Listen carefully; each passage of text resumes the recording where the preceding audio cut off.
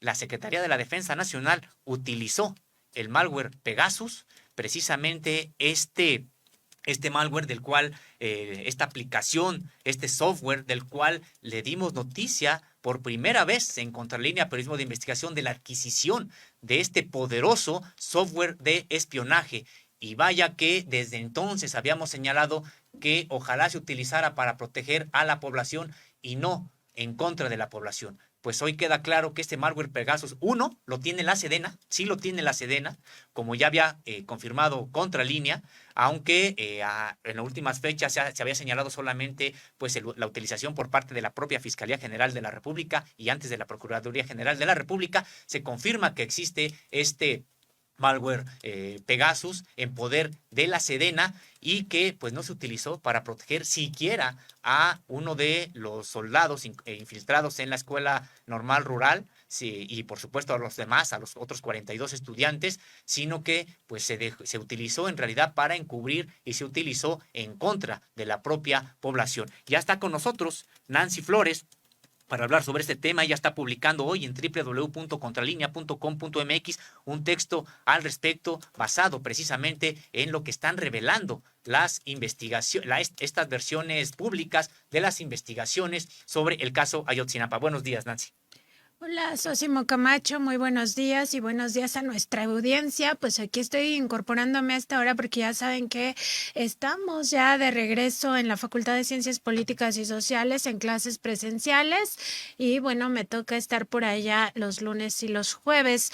Como bien anuncia Sosimo Camacho, pues se confirma ya en este informe que ha presentado la Comisión de la Verdad para el caso Ayotzinapa que la Secretaría de la Defensa Nacional sí utilizó el malware Pegasus, esta plataforma dedicada a espiar, además pues hecha por este grupo, esta empresa de origen israelí.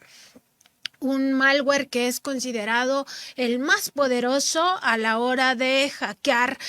pues dispositivos electrónicos. No solo se trata de que puedan acceder a toda la información de teléfonos inteligentes, sino también de computadoras, tablets y absolutamente todo, laptops, prácticamente cualquier dispositivo que se conecte a internet queda vulnerable a esta plataforma del malware Pegasus. Y bueno, decir que en todas estas documentaciones a las que pues hemos accedido y que ya están publicadas por parte de la Comisión de la Verdad desde el jueves pasado, justamente en este ejercicio de transparencia que no teníamos en otras ocasiones, pues justamente se puede observar en este primer informe con conclusiones preliminares que ya se da cuenta de que este programa de espionaje se utilizó para espiar no solo a integrantes de este cártel Guerreros Unidos, sino también a policías de élite de Iguala que se conocían como los bélicos, de los cuales ya habíamos hablado con ustedes el viernes pasado, y también a estudiantes de la Normal Rural Raúl Isidro Burgos. En esta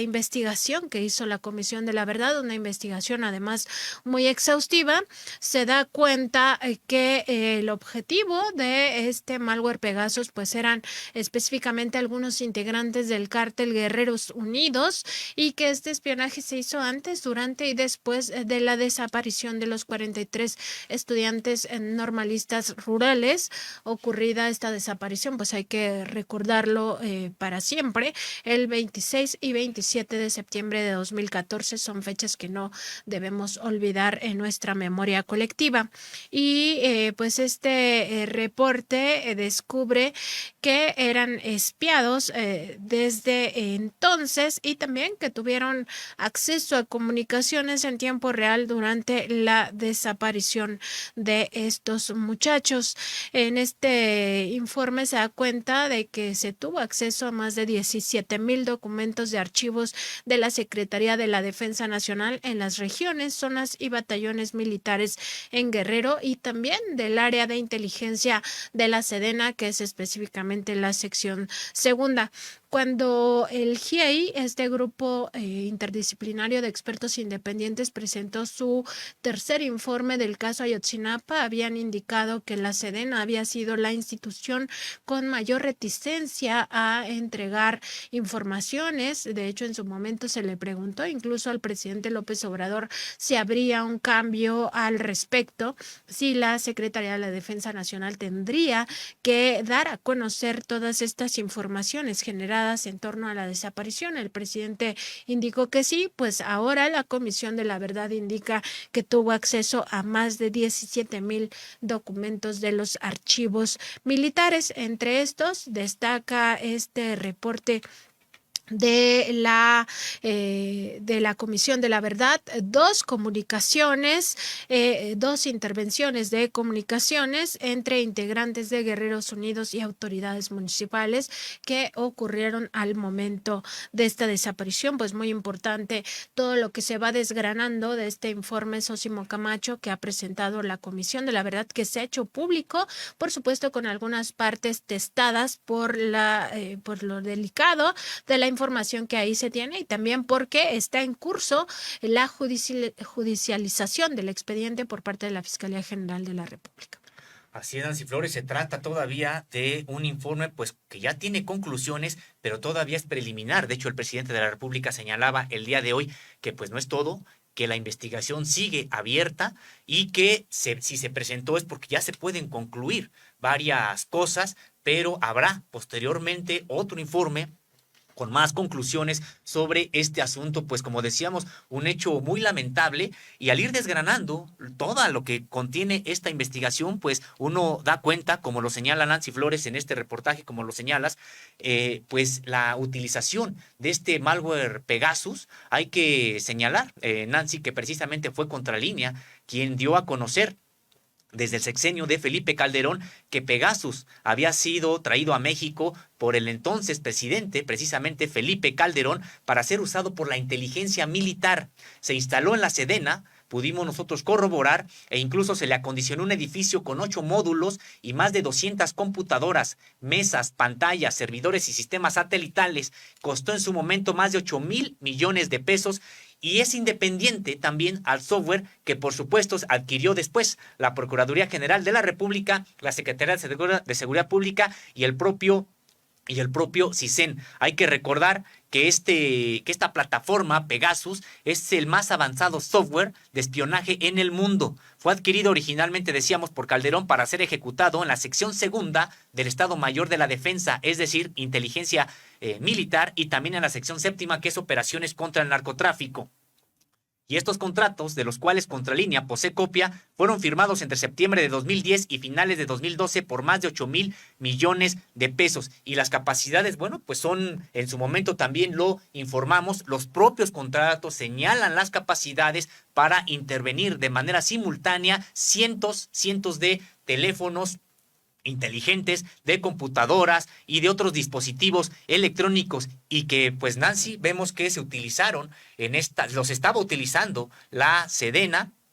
y los utilizó precisamente previo, durante y posterior a los hechos de la desaparición de los 43, pero no se utilizaron en esta época precisamente para proteger a la ciudadanía. Así es, y justamente en este informe se da cuenta de que parte de los objetivos de este malware Pegasus pues eran los estudiantes. Ya también previamente el grupo interdisciplinario de expertos independientes había informado de este espionaje permanente al que eran sometidas las normales rurales desde antes de este acontecimiento, por considerarlos pues un semillero de guerrilleros. Así se les estigmatizaba por parte de las autoridades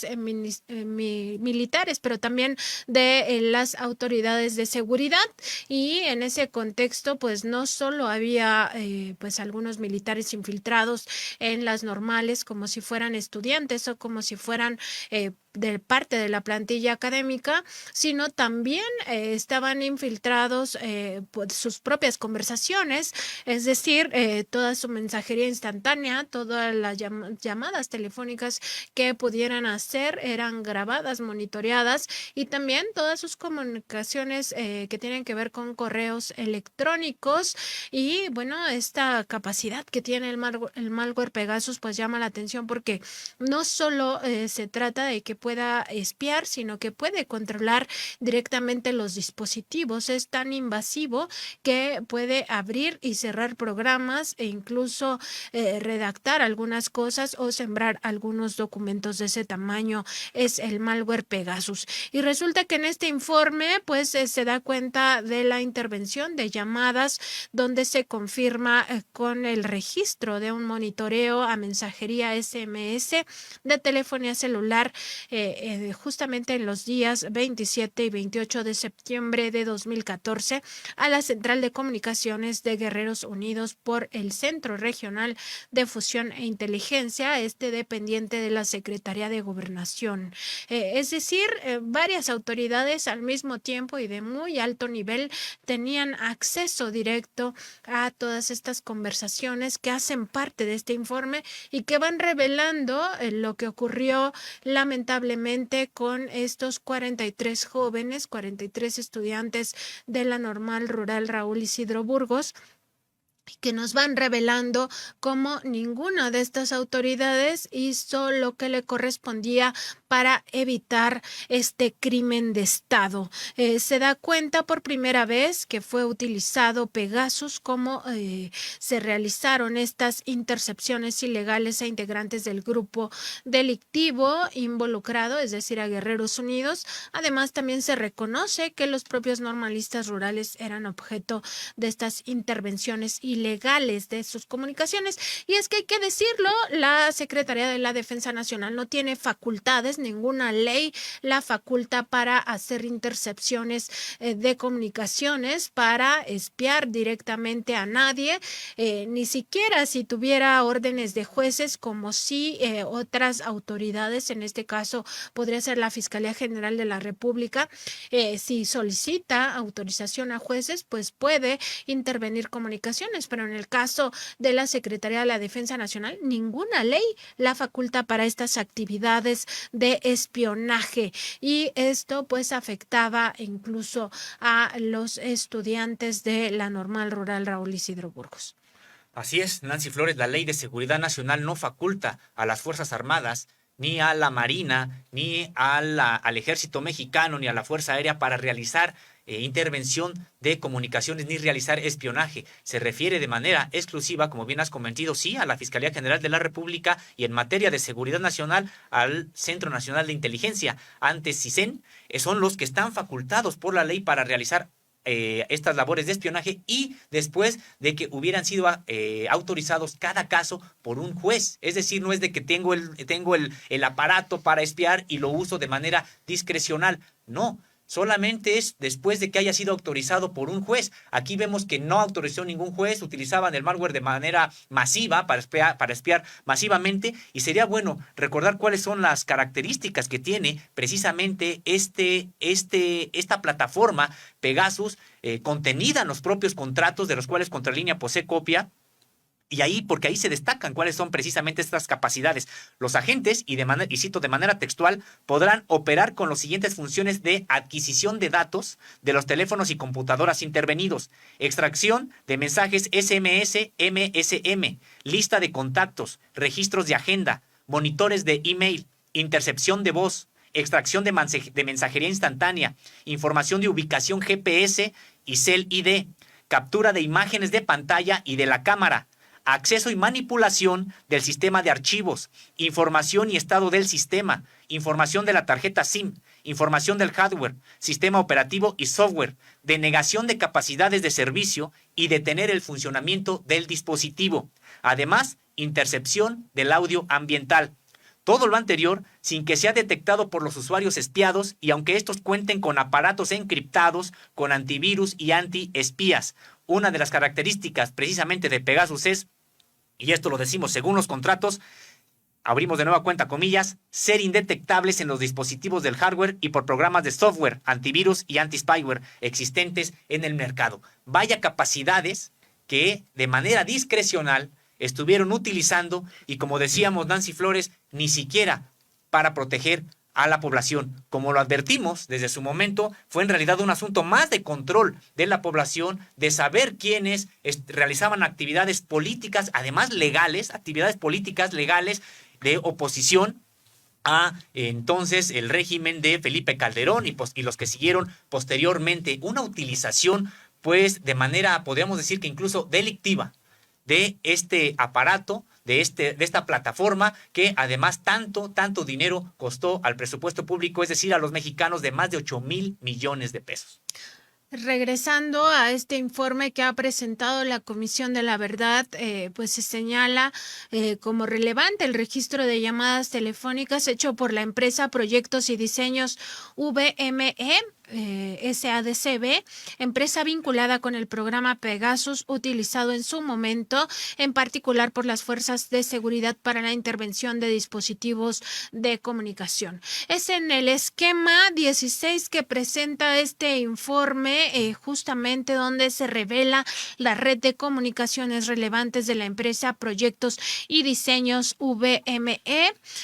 justamente en septiembre y octubre de 2014, donde se esquematiza el alcance de este espionaje y también donde se da cuenta de que entre los espiados se encontraban también los estudiantes de la Escuela Normal Rural Raúl Isidro Burgos. Dentro de este análisis que ha hecho la Comisión de la Verdad acerca de los contratos del gobierno federal con esa empresa,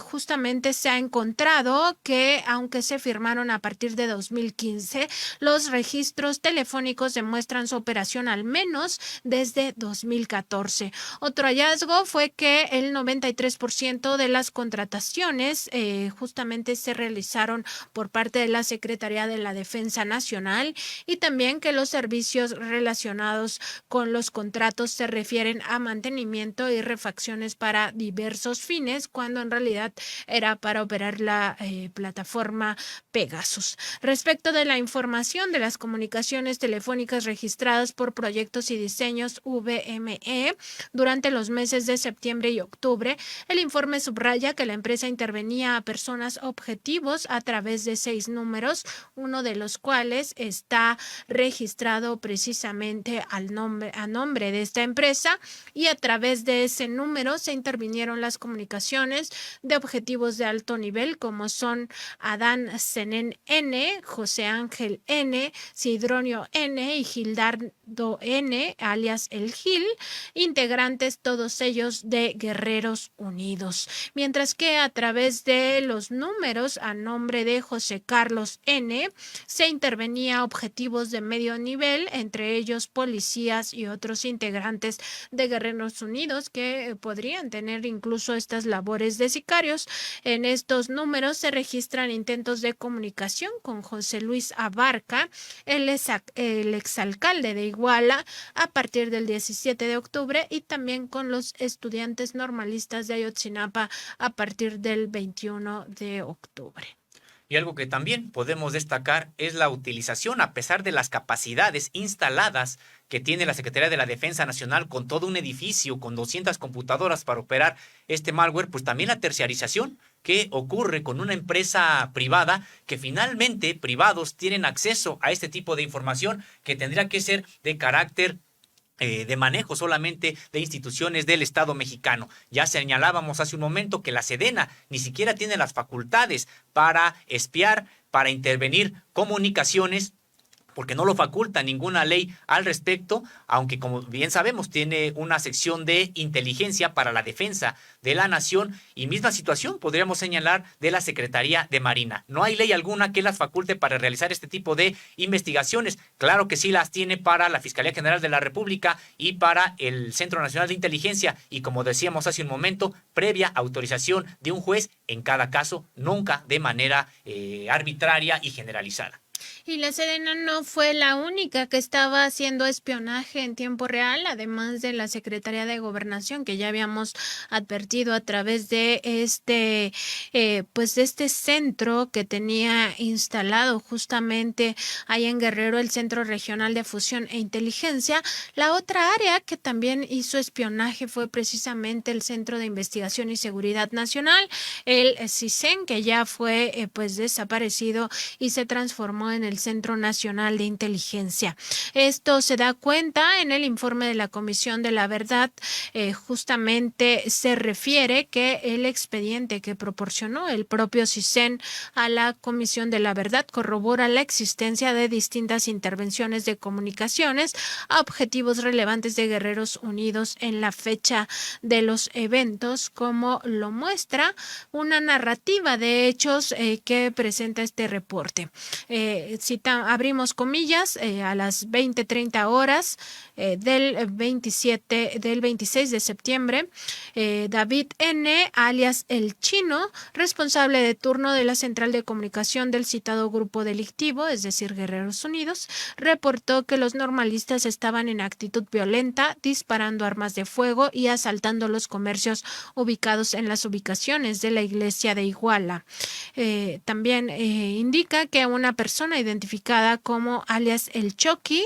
presunto jefe de sicarios de Guerreros Unidos, ordenó a la central de comunicaciones del grupo delictivo reportar que dentro del contingente estaban integrantes de los Rojos presuntamente encabezados por Omar N., quienes iban rapados. Hasta aquí la cita de este informe de la Comisión de la Verdad. Y bueno, de esto destacar precisamente estas mentiras. Ya ha quedado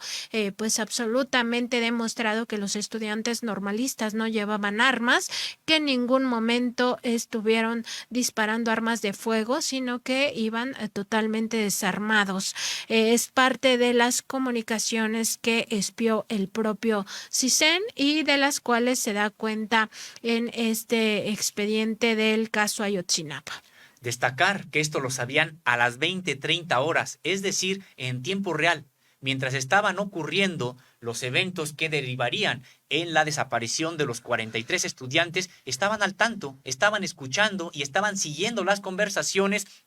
estos agentes del Estado, en este caso del Centro de Investigación y Seguridad Nacional, el antiguo CISEN, quienes supieron siempre en tiempo real lo que estaba ocurriendo y pues nada hicieron para impedirlo. Y también señalar las mentiras en estas comunicaciones, que los integrantes de Guerreros Unidos se señalaban entre ellos para justificar lo que harían enseguida, que era atacar precisamente a los estudiantes y prácticamente pues ejercer contra ellos una violencia de exterminio, una situación muy, muy dolorosa, como después conoceríamos por las investigaciones, por los diálogos que también ya han salido a la luz pública de lo que pasaría con los estudiantes, pero destacar las dos cosas. Primero, que siempre supo el CISEN en tiempo real por las comunicaciones intervenidas lo que estaba ocurriendo, y segundo, las mentiras que empezaron a difundirse entre ellos, los integrantes de la delincuencia organizada, para justificar una decisión que ya había sido tomada, que era pues detener y atacar a los estudiantes. Así es, y parte de estos mensajes que pues se tuvieron en tiempo real son los que revelan el destino, el posible destino de los 43 estudiantes normalistas de Ayotzinapa. Este mismo reporte revela algunos de estos mensajes de los que ya empezábamos a darle cuenta el pasado viernes. Estos son mensajes enviados entre un militar de alto rango identificado como coronel, integrantes de Guerreros Unidos y los elementos de élite de la Policía Municipal de Iguala, conocidos como los bélicos, entre pues los cuales se revela, por ejemplo, que los restos de estos estudiantes fueron llevados al 27 Batallón de Infantería de la Sedena. También que 6 estudiantes que estaban vivos, que estaban privados de su libertad en una bodega de Guerreros Unidos, que Guerreros Unidos utilizaba funcionaba como casa de seguridad, fueron dejados a este coronel, a este militar de alto rango, y que él se hizo cargo de ellos, lo cual pues revelaría, entre otras cosas, que los propios militares también podrían haber ejecutado a los jóvenes inocentes, a parte de estos 43 estudiantes. Este informe, con conclusiones preliminares de la Comisión Presidencial para la Verdad y el Acceso a la Justicia del caso Ayotzinapa, que fue hecho público el pasado 18 de agosto y que pues ya hemos visto muchos medios de comunicación ni siquiera le han hecho caso, a pesar de la relevancia que tiene para un país como México, que ha transitado por estos periodos tan tristes, tan terribles, donde hay violencia desde el gobierno ejercida contra la sociedad, como fue en su momento la guerra sucia, y después con Felipe Calderón toda la supuesta guerra contra el narcotráfico y sus secuelas durante el sexenio de Peña Nieto. Pues este informe revela también que estos restos de los normalistas fueron llevados a pues a este 27 batallón, justamente en un momento en el cual los padres y madres de los normalistas siempre estuvieron exigiendo entrar a esas instalaciones para buscar a sus hijos en aquellos momentos tan terribles. Nunca se les permitió. Por ejemplo, los mensajes del 28 de septiembre se refieren específicamente del 28 de septiembre en adelante, se refieren específicamente a la participación de servidores públicos del gobierno federal, específicamente a los de la Procuraduría General de la República, entonces a cargo de Jesús Murillo Caram, quien ya ha sido detenido e incluso pues ya ha sido encarcelado en el reclusorio norte de aquí de la Ciudad de México, y también de militares de la zona. Por ejemplo, ese 28 de septiembre de 2014, entre las 13:25 y las 17 horas, hubo una comunicación entre el Chino y también entre el Chango. Sidronio N., identificado actualmente como el líder visible de Guerreros Unidos, es el Chino, y el Chango es Ramiro N., jefe de halcones en Iguala. Pues justamente esta comunicación se da entre ellos dos. El Chango le comunica al Chino que hay rumores de que por órdenes del gobierno van a borrar evidencia y que los cuerpos los van a mover para que no los hallen, excepto los del río. Afirma también que el negro ya está de acuerdo con el coronel y que los van a inculpar a ellos, es decir, a los integrantes del grupo delictivo Guerreros Unidos. Otra conversación que se desarrolla en ese mismo rango de horas es entre el Chino y el HION, que pues justamente no fue revelada su identidad en el informe. Está esta parte testada donde pues se protege la identidad de este personaje, y justamente el HI avisa al Chino que la PGR ya tiene fichas de los que participaron en la desaparición y que hay camionetas buscándolos. Comprueba con el Chino si limpiaron bien para que no anden investigando en Huitzuco, porque se asusta la gente y se calienta la plaza. Posteriormente, el 29 de septiembre, hay una conversación entre Chino y Gorda.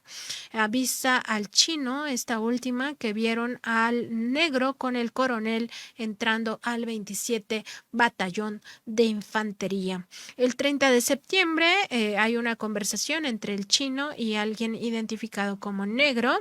en el cual el Chino confiesa que quedaron 6 estudiantes vivos en la bodega vieja, a lo que le contesta que iba a arreglar para que fueran a terminar, y se coordina con N., de quien tampoco se da la identidad, y el coronel para tratar de arreglar el problema. Ordena al Chino que no hable con nadie, se deshaga de la evidencia y que lo mantenga informado de todo lo que se diga. Luego hay una conversación entre Chino y el coronel, es decir, este militar de alto rango, que pues se encontraba en el 27 Batallón de Infantería, allá en Iguala, Guerrero, donde este último confirma al chino que él y su gente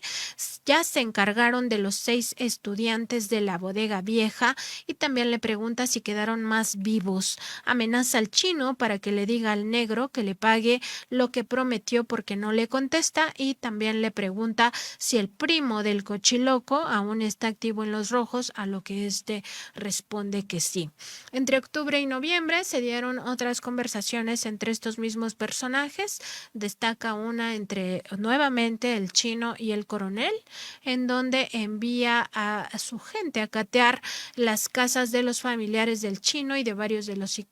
los sicarios involucrados en la desaparición. Se llevan a los primos del Gordey y además ordena que soldados saquen los restos de Iguala y se lleven la mayoría al batallón, se entiende que al 27 Batallón de Infantería. Pues ahí están los mensajes que revelan la suerte pues de estos 6 estudiantes que habían quedado con vida días después de ocurrida esta masacre. Hasta el 28 de septiembre todavía estaban con vida estos 6 estudiantes y que fueron los soldados o personas cercanas al coronel quienes se han hecho cargo de estos al menos 6 estudiantes que habían quedado con vida.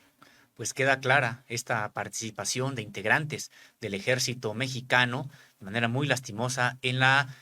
pues en estos crímenes contra los estudiantes de la Escuela Normal Rural Raúl Isidro de Ayotzinapa. Probablemente sea el coronel, uno de aquellos 20 mandos que estarán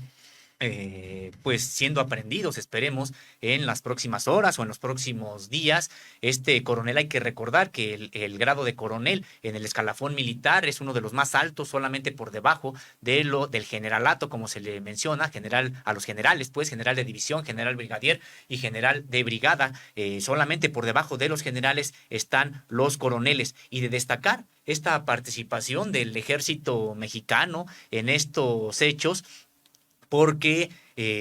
ha quedado claro, como decimos, que un coronel pues estaba dando instrucciones a integrantes de Guerreros Unidos y también con ellos coordinó, como lo comentabas hace un momento, Nancy, para ultimar a 6 estudiantes campesinos que mantenían con vida todavía en una bodega y que luego ingresaron sus restos al 27 Batallón para borrar cualquier rastro. Y destacar también pues esta descomposición en la que se encontraba el ejército, particularmente el batallón, el 27 Batallón, durante este sexenio de Enrique Peña Nieto, que por supuesto viene también detrás desde el calderonismo, porque incluso dejó en el abandono a uno de sus propios soldados, su propia gente, que había sido infiltrado como estudiante en la Escuela Normal Rural de Ayotzinapa. Hay que recordar que incluso este propio joven soldado había enviado su último parte militar en la mañana a sus superiores, de lo cual se da cuenta en un pequeño apartado en este muy documentado informe sobre Julio César López Patolzin, precisamente el soldado del ejército mexicano infiltrado en esta normal, donde la propia Secretaría de la Defensa Nacional informó que este joven había causado alta en las Fuerzas Armadas mexicanas, en específico en el 50 Batallón de Infantería de Chilpancingo, 5 años, 8 meses antes de los hechos de Iguala. Y de manera textual podemos citar las actividades que realizaba López Patolzin desde 2012 en la Escuela Normal Rural Raúl Isidro Burgos. Consistía en informar lo que acontecía en las asambleas que se realizaban en la normal, dar seguimiento a las marchas, mítines y cualquier movimiento que los estudiantes realizaban en el estado de Guerrero o fuera de la entidad, y detectar vínculos con integrantes de grupos subversivos, grupos de delincuencia organizada y todo movimiento que pusiera en riesgo la seguridad interior y la seguridad nacional. Hasta aquí dejamos la cita. Y de hecho, pues la propia Secretaría de la Defensa Nacional informó a este grupo de investigadores que presentaron este informe que el mando inmediato del soldado López Patolzin era el teniente de infantería Francisco Macías Barbosa, a quien reportaba de manera directa. En sus partes militares, el joven Julio César Patolzin dio cuenta a su superior del plan de acción de los estudiantes de la Escuela Normal Rural para el 2 de octubre de 2014, y su último reporte, como decíamos hace un momento, fue a las 10 de la mañana del mismo 26 de septiembre.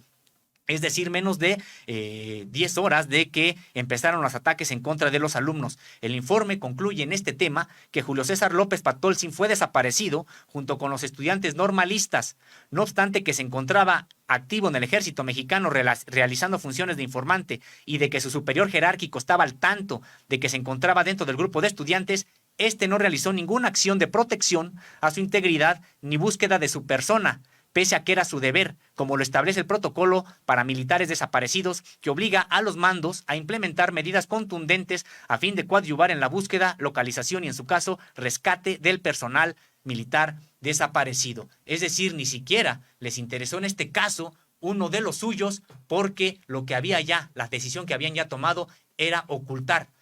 precisamente los hechos, porque estaba involucrado el ejército en esta relación con Guerreros Unidos. Así es, y también vamos a destacar otra de las conversaciones que se registraron entre octubre y noviembre de 2014. Esta es entre Karen N. y también entre Moreno, donde se indica que Tomás N., se entiende que es Tomás Cerón de Lucio, es quien anda mandando a limpiar todo para que los funcionarios de alto nivel queden bien. Andan moviendo todos los cuerpos para que no haya más pedo, me dijo el Guasón, que andan viendo cómo sacarlos en patrullas o deshacerlos. Las conversaciones justamente coinciden con otros hechos de manipulación de la verdad. Por ejemplo, entre las pruebas que pesan en contra actualmente de Jesús Murillo Caram, ex procurador general de la República, detenido el 19 de agosto, destaca la videograbación hecha por un dron de la Secretaría de Marina en el basurero de Cocula, donde se observa a este exfuncionario arribando al lugar la mañana del 27 de octubre de 2014, minutos después de que 12 marinos manipularan la escena donde supuestamente fueron incinerados los cuerpos de los 43 normalistas rurales, días antes de dar a conocer la mal llamada verdad histórica, que a la luz de los hechos pues ha quedado claro que se trata de una mentira orquestada para ocultar la verdad. En total se revisaron 1,684 comunicaciones de integrantes de Guerreros Unidos ocurridas entre el 26 de septiembre, tan solo en Iguala, además 5 en Cocula, 4 en Tepecuauhquilco y 1 en Eduardo Neri. Forman parte de estas conversaciones también las captadas por la DEA, es decir, la Administración para el Control de Drogas del Departamento de Justicia de Estados Unidos, entre las cuales sobresale un mensaje enviado el 27 de septiembre por José N., uno de los líderes de Guerreros Unidos, a su hermano Adán N., donde dice, pues con palabras muy mal escritas, pero se entiende que dice: se nos metieron los contras con los Ayotzinapos y hubo una vergacera. Se refiere, por supuesto, a toda la masacre que ocurrió en esos momentos y pues también revisar que en este informe de la Comisión de la Verdad se habla de los obstáculos que han enfrentado estas investigaciones por parte de los jueces y de la propia Fiscalía General de Justicia. Y destacar en esta parte, pues, la intervención de otra de las Fuerzas Armadas de este país, la Armada de México, que está a cargo de la Secretaría de Marina. Pues ya habíamos tenido noticia de que un mismo dron de la Secretaría de Marina había pues filmado el lugar de los hechos, había tomado captura de cómo 12 marinos llegaron también ahí con sacos para intervenir el lugar, sacos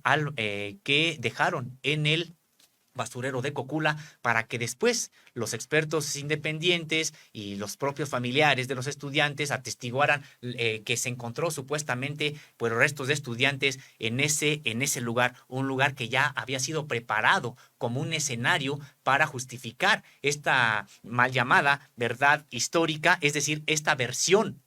falsa de los hechos que tenía como objetivo exculpar a el ejército, exculpar a otras instituciones de lo que había ocurrido. Pues importante esta situación también, destacar la participación de la propia Marina y destacar también que ahora sí, tanto militares, es decir, tanto la Sedena como la Marina, pues entregaron información que da cuenta de la participación de elementos de sus propias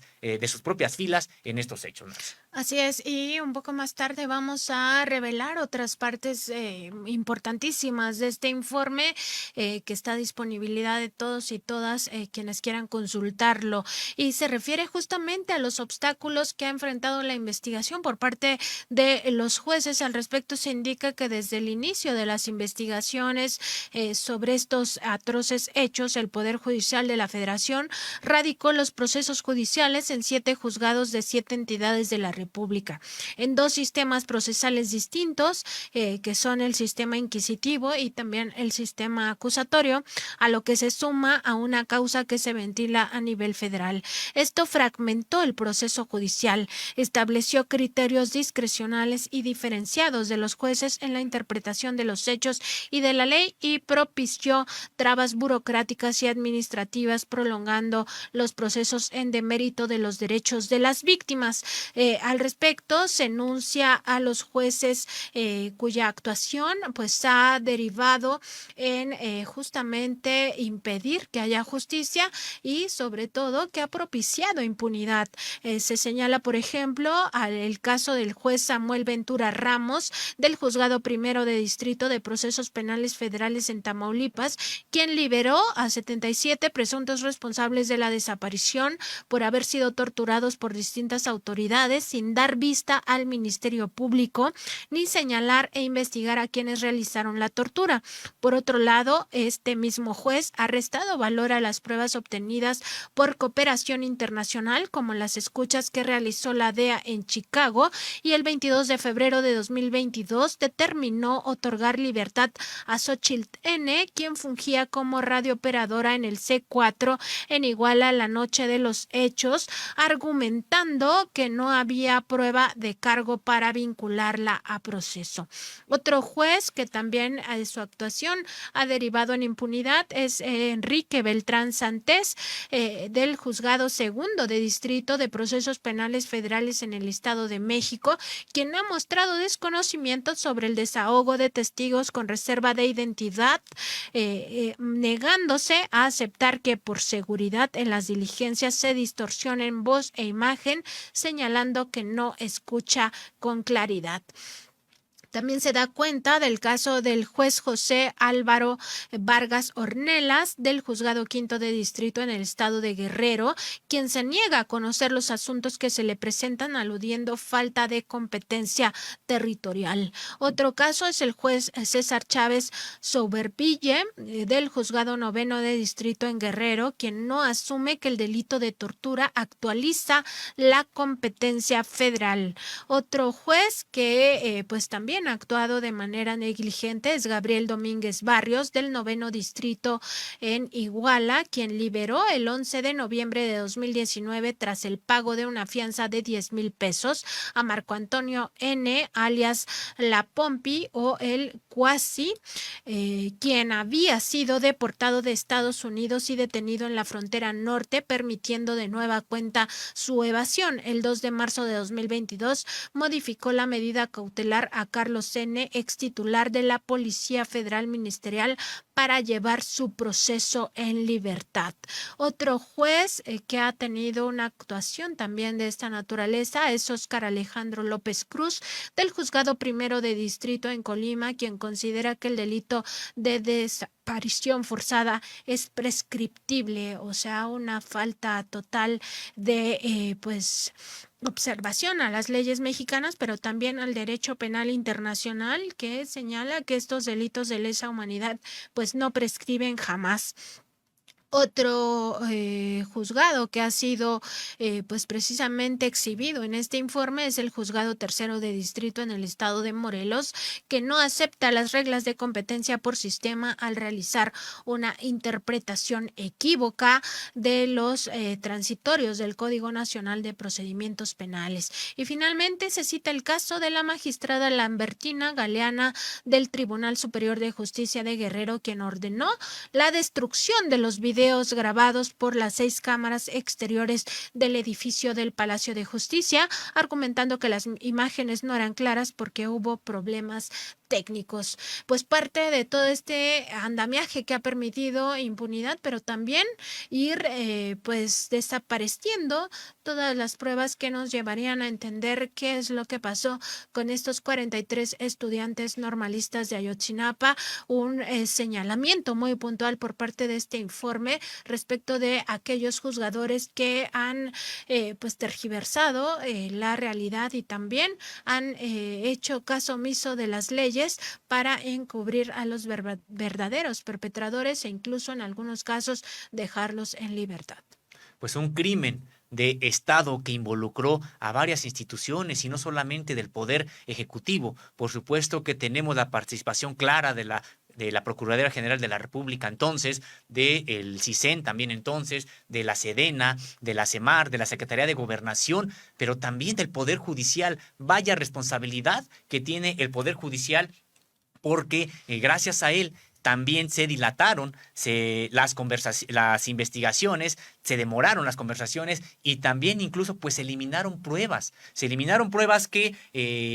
lejos de actuar de manera expedita y para generar justicia, pues vinieron a entorpecer las investigaciones y a favorecer esta versión de falsa de la supuesta verdad histórica, y que estos jueces también tendrían que ser llamados pues a cuentas porque no actuaron observando la ley y por el contrario entorpeciéndose en las investigaciones reales que podrían dar con el paradero de los estudiantes y sumándose en esta red de complicidades a lo que estaba determinándose desde el Poder Ejecutivo, desde instancias del Poder Ejecutivo, pues para imponer una versión falsa de los hechos y encubrir a los perpetradores. Y probablemente también hay que recordar, Nancy Flores, pues en este operativo de Estado, la participación que tuvieron aquellos propaladores de esta versión,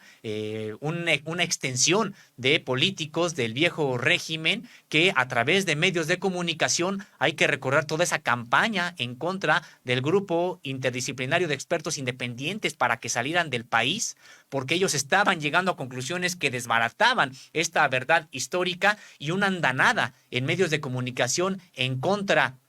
de ellos, a las que se sumaron, bueno, pues periodistas, opinadores sobre todo, y que fueron parte de la construcción de esta verdad, supuesta verdad histórica, que hoy, que ha quedado exhibida pues como lo que fue, solamente una farsa para colocar una versión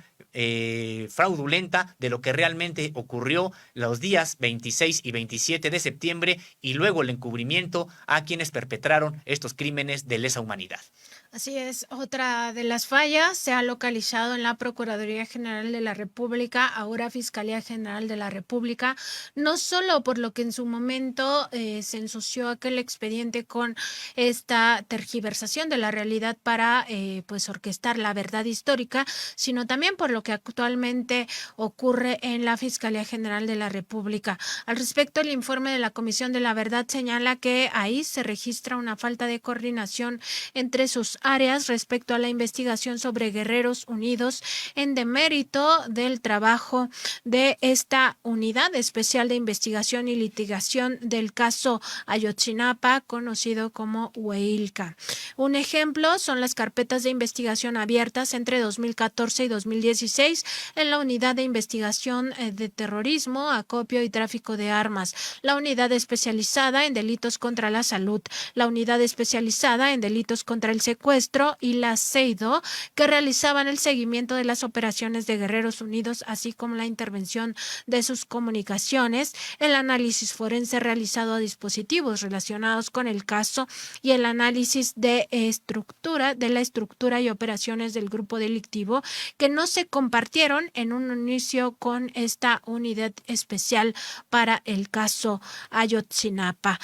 Pues parte de las negligencias que observa este informe indica que entre los reportes que Seido no había compartido con la UEILCA se encontró información sobre la posible utilización del dispositivo originalmente perteneciente a Julio César Mondragón después del 30 de septiembre de 2014. Hay que recordar que Julio César Mondragón fue uno de los estudiantes asesinados ahí en estos hechos y su cuerpo pues sí apareció de forma inmediata, además con signos visibles de tortura. Ese email del aparato telefónico perteneciente a Julio César Mondragón presentó actividad con un número que se encontraba pues a nombre de uno de los integrantes de Guerreros Unidos posterior a estos hechos, es decir, posterior al asesinato del propio propietario. Al realizarse este análisis de la red de comunicaciones, se encontró que el número telefónico justamente se identificaron comunicaciones directas con parte de estos integrantes de Guerreros Unidos, específicamente con alguien identificado como Gabriel N., alias La Gaby, pues parte de lo que ha revelado este informe y que tiene que ver con todas estas negligencias en diversas instituciones. Pues una investigación, como decíamos, exhaustiva que involucra el actuar de varias dependencias, tanto del Poder Ejecutivo como incluso también lo que señala con respecto del Poder Judicial. Y pues esperemos que sigan avanzando estas investigaciones, Nancy Flores, esperemos que sigan adelante. Yo podría comentar que así como estamos viendo la coordinación amplia de servidores públicos de distintas dependencias, pues no podríamos nosotros señalar que el único responsable de alto rango de la construcción de esta verdad histórica sería Jesús Murillo Caram. Esperemos que las investigaciones avancen, que la cadena de mando en las instituciones militares se estudie a profundidad, porque no creo que Jesús Murillo Caram hubiera podido coordinar u ordenar a integrantes de la Marina o de